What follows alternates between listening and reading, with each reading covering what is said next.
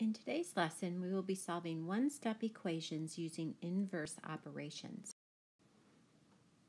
Our learning target says, I can use inverse operations to solve one-step equations. You should already have this vocabulary sheet in your interactive math notebook, so let's fill in some blanks. It says addition and subtraction, but it could certainly say multiplication and division are blank because they undo each other. What I'm looking for here is that these pairs, these opposite operations, are called inverse. That's an N, inverse operations. The second one, a value is a blank if, when you check, substituting it into the equation makes the equation true. Well, that's a solution. And finally, blank your solution simply means to draw a dot on a number line for the solution. This is graphing. So in this lesson, we will be solving, we will be checking, and we will be graphing.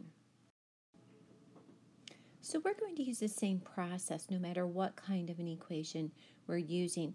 And it may be that you don't need it quite yet, but you'll need this process later as your equations become more complicated. So I want you to think about this as a balance, one of those pan balances you used as a smaller, younger science student, where you have 32 on one side and you have y plus 12 on the other, and it's exactly level. It's in balance. These things are equivalent to each other. So in order for me to isolate my variable y, I have to get rid of this plus 12. So I'm going to take it off of the right-hand side of my balance. But when I do that, my balance is no longer equal, level. It's cattywampus until I take 12 off of the other side as well. So 12 minus 12 on the right side makes 0, and that leaves y by itself on the right. 32 minus 12 is 20 on the left. All right, so we have solved, but we need to check. If we were to put a 20 in where the y is, would our equation be true? 20 plus 12 is indeed 32. Check. All right, to graph these, I'm kind of a lazy grapher. I put my target in the center. I put one more on the left or on the right. I put one less on the left. Then you have to make sure you've graphed it. Some kids think that this is graphed, but that's simply a number line. And when you graph, I want it to be obnoxiously evident where your answer is. All right, I want you to pause me, work out the second one, solve, check, and graph, and come back for checking.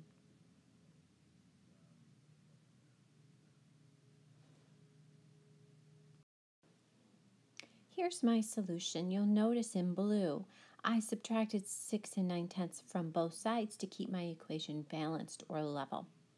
I think x is 35 1/10. So in red, in my equation, I substituted 35 1/10 plus 6 9/10 is exactly 42. That is my true solution, so I graphed it. I'm going to have you try this one on your own.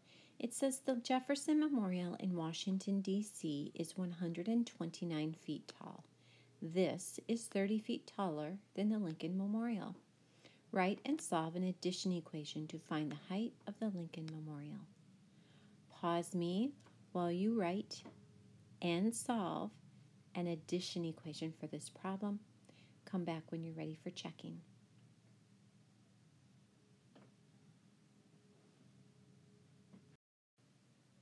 So I'm going to be a good reader here, and this is going to help me figure out my equation. This refers to the Jefferson Memorial, which is 129 feet tall.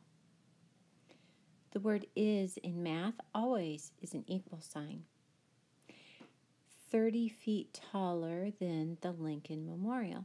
So if I take the Lincoln Memorial and I add 30 feet to it, I should get the Jefferson Memorial. So there's my equation. To solve it, I would take 30 off of each side, and the Lincoln Memorial will be 99 feet tall. Let's change over to subtraction problems.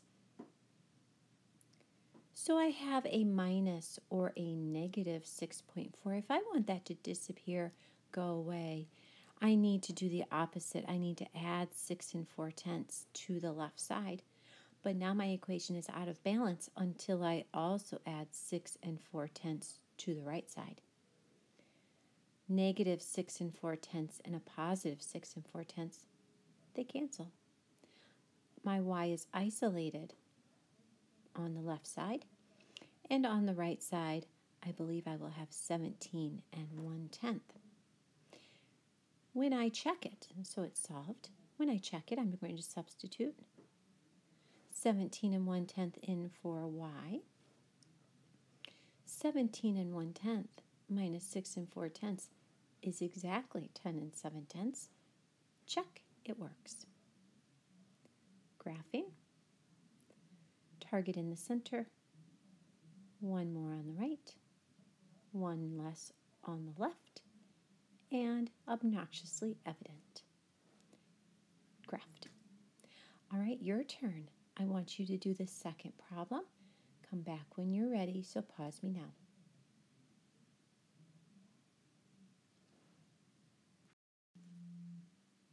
Here is my solution. Go ahead and check against how you did.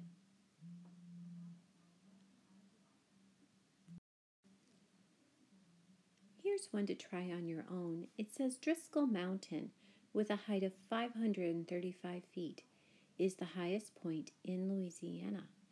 It is 8,214 feet lower than Guadalupe Peak, which is the highest point in Texas. Write and solve a subtraction equation to find the height of Guadalupe Peak. I want you to pause me while you are writing and solving a subtraction equation, and when you're ready for checking, come back.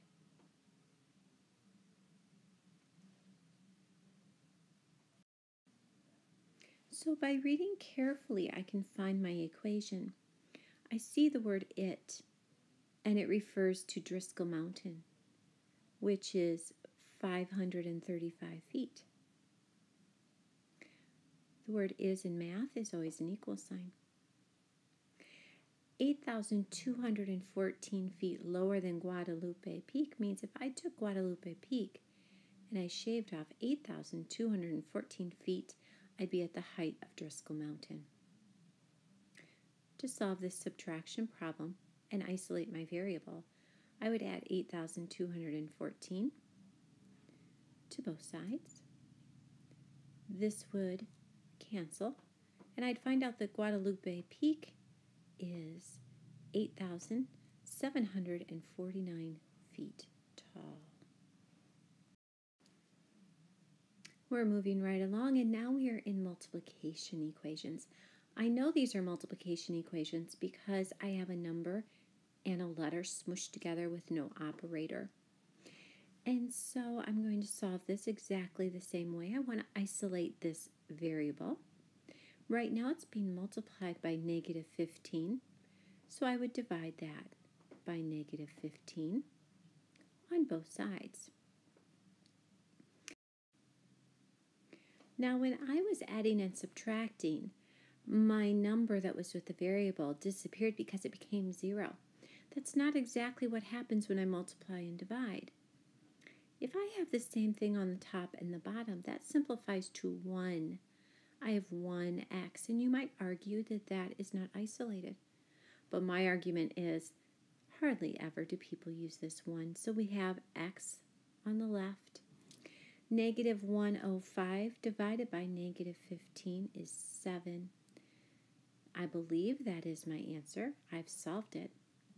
To check it, I would put a 7 in right here. I would take negative 15 times, that's a multiplication sign, 7. I do indeed get negative 105. Check. And to graph it, target in the center, one more, one less, and obnoxiously evident. All right, it's your turn to try the next problem. Pause me while you work it. Come back for checking.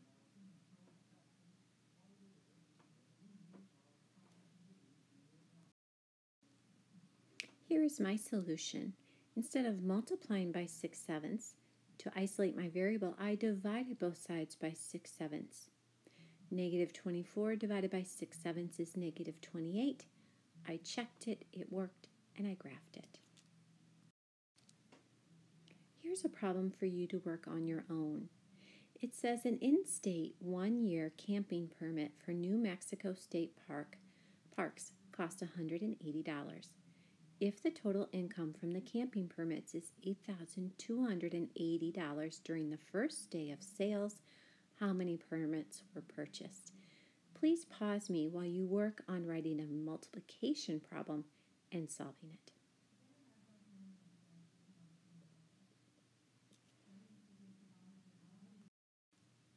So here is my solution. I know every permit cost $180, so I multiplied them together. Makes an equal sign, and this is my total. To isolate my variable, I divided both sides by 180. I think it is 46 permits, but just to double check it, I would take 180 times 46. In essence, I am substituting, and I do indeed get 8,280. We have finally made it to division. So I need to isolate my variable. Right now it's divided by a -2, so I'm going to multiply both sides by -2.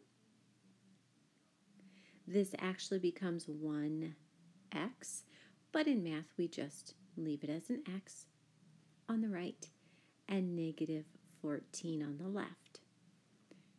Solve. To check it, instead of an x, I would think of -14 divided by -2 is indeed 7. That is my solution. I'm going to graph it. One more, one less, and obnoxiously evident. I have checked it, I have graphed it. You try the last one.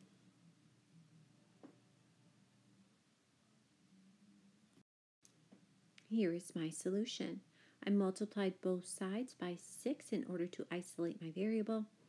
A was on the left, 72 was on the right.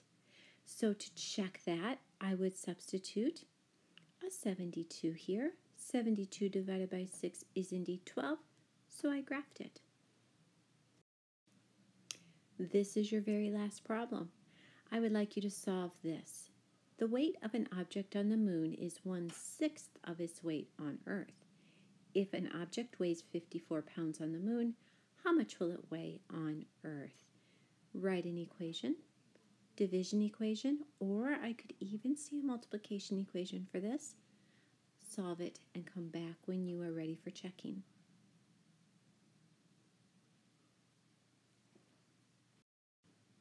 As I said, I could see this two ways. In math, we have of, which is a multiplication indicator. So we have 1/6 of the weight is 54. And so I thought of this first as a multiplication problem. So I divided both sides by 1/6, and I have the weight at 324 pounds. I could also clearly see this as a division problem. If I simply took the weight divided by 6, I should get the weight on the moon. In this case, I would multiply both sides by 6, and notice it doesn't matter which way I thought about it. I got the same answer.